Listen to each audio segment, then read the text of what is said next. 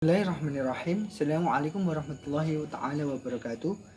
Nama saya Muhammad Rizal Hazi, kelas Ekonomi Syariah 6, angkatan 2018, NIM E 2018-2282. Di sini saya akan menerangkan tentang keutamaan mencari rezeki yang halal. Dikutip dari Abdullah bin Alawi Al-Haddad dalam salah satu karyanya menggambarkan bahwa memakan harta yang halal akan membuat hati nurani menjadi terang benderang, halus, dan terhambat kepada hal-hal ukhrawi. Tapi harta yang haram menghasilkan lawan dari semua yang disebutkan tadi. Hati menjadi keras, diliputi kegelapan, anggota tubuh menjadi terbelenggu untuk melakukan ketaatan kepada Allah, serta menjadi terlalu senang kepada dunia. Di sini akan dikutip dasar-dasar dari beberapa referensi. Yang pertama yaitu dari dalil dalam Al-Quran, yang dikutip dari Al-Quran surat Al-Mu'minun ayat 51 yang berbunyi, Ya ayyuhar rasulu kulu minat thayyibati wa'malu sholihan inni bima ta'maluna aliman, yang artinya wahai para rasul, makanlah makanan yang baik-baik atau halal, dan kerjakanlah amal soleh. Sesungguhnya aku maha mengetahui apa yang kamu kerjakan. Diteruskan dengan surat Al-Baqarah ayat 172 yang berbunyi, Ya ayyuhalladzina amanu kulu min thayyibati ma razaqnakum, yang artinya wahai orang-orang yang beriman, makanlah rezeki yang baik-baik yang telah kami rezekikan kepadamu. Maksud dari dua ayat di atas, berdasarkan ayat di atas, para rasul dan umatnya diperintahkan untuk makan makanan yang halal dan diperintahkan pula untuk beramal soleh. Selama seseorang mengkonsumsi yang halal, maka amal soleh bisa diterima. Jika yang dikonsumsi tidak halal atau bisa dikatakan haram, bagaimana mungkin amalnya bisa diterima? Yang kedua dikutip dari beberapa hadis. Yang pertama, hadis riwayat Ibnu Majah nomor 2144, yang artinya, wahai umat manusia, bertakwalah engkau kepada Allah dan tempuhlah jalan yang baik dalam mencari rezeki. Karena sesungguhnya tidaklah seorang hamba akan mati hingga ia benar-benar telah mengenyam seluruh rezekinya, walaupun terlambat datangnya. Maka bertakwalah kepada Allah dan tempuhlah jalan yang baik dalam mencari rezeki. Tempuhlah jalan-jalan mencari rezeki yang halal dan tinggalkan yang haram. Hadis riwayat Ibnu Majah nomor 2144, dikatakan soleh oleh Syekh Al-Albani. Dalam hadis tersebut terdapat dua maslahat yang diperintahkan untuk dicari, yaitu maslahat dunia dan maslahat akhirat. Maslahat dunia dengan pekerjaan yang halal, maslahat akhirat dengan takwa. Jadi dari hadis kutipan dari hadis riwayat Ibnu Majah tersebut menerangkan tentang di mana kita mencari kemaslahatan di dunia dan di akhirat. Kemaslahatan di dunia itu apa? Seperti kita mencari rezeki yang halal, sedangkan maslahat akhirat itu cara kita bertakwa kepada Allah. Yang ketiga, menurut asar para sahabat dan ulama terdahulu. Di sini saya mengutip dari salah seorang ulama salaf berkata, cukuplah bagimu untuk melakukan tawasul, sebab yang disyariatkan untuk mendekatkan diri kepada Allah adalah dengan dia mengetahui adanya tawakal yang benar kepadanya dan hatimu. Berapa banyak hambanya yang memasrahkan urusannya kepadanya, maka diampun mencukupi semua keperluan hamba tersebut.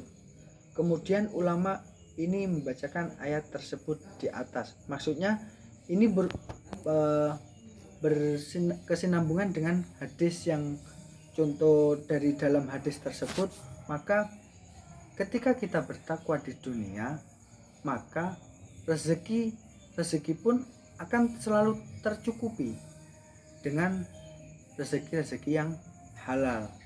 Jadi ketika kita bertakwa, kita pun pasti akan bisa mencari yang halal. Dan selanjutnya yaitu tentang jenis-jenis halal dan haram.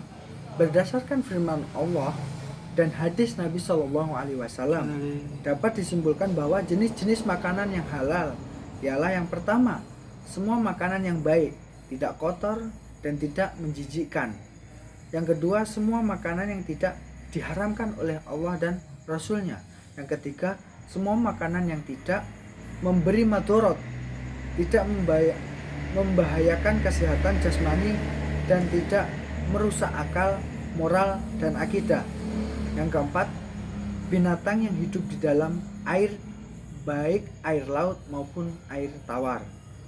Yang termasuk makanan yang diharamkan yaitu yang sudah tertera dalam firman Allah surat Al-Maidah ayat 3 dan Al-An'am ayat 145, yang artinya diharamkan bagimu memakan bangkai, darah, daging babi, daging hewan yang disembelih atas nama selain Allah. Jadi kita itu menyembelih tanpa mengucapkan lafaz Allah, itu tidak boleh, itu haram. Yang selanjutnya yang tercekik, terus yang dipukul, yang jatuh, yang ditanduk, dan yang diterkam binatang buas, kecuali yang sempat kamu menyembelihnya, dan diharamkan bagimu yang disembelih untuk berhala. Katakanlah, tiadalah aku peroleh dalam wahyu yang diwahyukan kepadaku sesuatu yang diharamkan bagi orang yang hendak memakannya, kecuali kalau memakan itu makanan itu bangkai atau darah yang mengalir atau daging babi, karena sesungguhnya semua itu kotor dan binatang yang disembelih atas nama selain Allah. Barang siapa yang dalam keadaan terpaksa sedang dia tidak menginginkan dan tidak pula melampaui batas, maka sesungguhnya Tuhanmu Maha Pengampun lagi Maha Penyayang. Jadi maksud dari kedua tersebut, ketika kita memakan makanan yang sudah diharamkan oleh Al-Quran, maka itu sudah wajib kita jauhi. Sedangkan terkecuali ketika dalam keadaan kita membutuhkan, benar-benar tidak ada lagi makanan itu menentukan hidup atau matinya kita, itu kita diperbolehkan untuk memakan makanan yang haram. Yang kedua, semua makanan yang keji, yaitu yang kotor, menjijikkan. Yang ketiga, semua jenis makanan yang dapat mendatangkan mudarat terhadap jiwa, raga, akal, moral, dan akidah, seperti halnya kita meminum minuman keras, minum seperti psikotropa, seperti ganja, kayak gitu kan merusak moral kita. Jadi di situ tidak boleh. Yang terakhir yaitu tingkat halal dan haram. Di sini tingkat dan halal haram itu ada 4. Yang pertama disebut wara'ul udul. Yang kedua disebut wara'us sholihin. Yang ketiga disebut wara'ul muttaqin. Yang keempat disebut wara'us siddiqin. Yang pertama yang disebut dengan wara'ul udud, yaitu yang menjaga waroknya orang yang menjaga kesucian diri dari melakukan keharaman sesuai dengan apa yang telah digaris atau dikatakan oleh ulama. Halal dan haram bagaikan garis terbentang.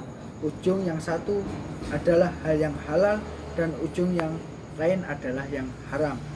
Sedang yang ada di antara keduanya adalah hal yang subhat. Yang kedua yang disebut wara'us sholihin, yaitu tingkat wara' orang yang menjaga kesucian diri dari segala yang menjurus ke arah haram, walaupun fatwa seorang ulama membolehkan hal itu. Karena menurut lahirnya barang tersebut termasuk barang yang ada kemungkinan mengandung subhat. Contohnya makanan binatang yang melarikan diri sesudah kena senjata saat diburu, kemudian ditemukan dalam keadaan mati. Sebab binatang itu mungkin mati karena terjatuh atau oleh sebab lain. Al-Ghazali condong berpendapat tidak haram menghindari memakan binatang seperti ini, termasuk warok tingkat kedua. Yang tingkat selanjutnya yaitu tingkat wara'ul mutakin, yaitu orang yang menghindari barang yang diputus tidak haram oleh seorang mufti, juga tidak subhat tentang halnya, namun dia takut melakukan karena khawatir jangan-jangan dia melakukan yang haram. Yang terakhir yaitu tingkat wara' orang yang wara'us sodikin, yaitu orang yang menjaga diri dari sesuatu yang tidak berbahaya sama sekali dan tidak mengkhawatirkan timbulnya bahaya, tetapi di dalam memperoleh sesuatu tersebut bukan didasari atas dasar takwa kepada Allah atau